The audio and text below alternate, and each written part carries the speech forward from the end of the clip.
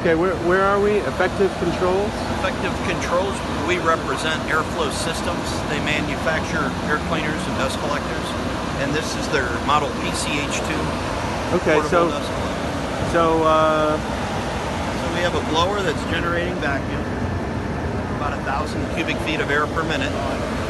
We draw the air through the hood, down through a set of cleanable cartridge filters.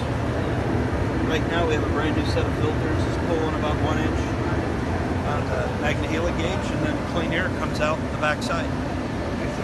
And where does the air then blow? Just sort of disperses? Yeah, it just comes right through the filters after it's filtered. And then we blow the clean air out the back end of the air. It's not very loud either. No, it's not. It's about 68 decibels. One of the problems that we're faced with in industry is our equipment being too noisy. So in a tool shop, they want a quiet piece of equipment. So when the filters get dirty, we connect an air line to this brass fitting to your quick disconnect compressed air supply system. With the blower turned off, we push the button in, and it blows out the filter. And then you drop the dust drawer,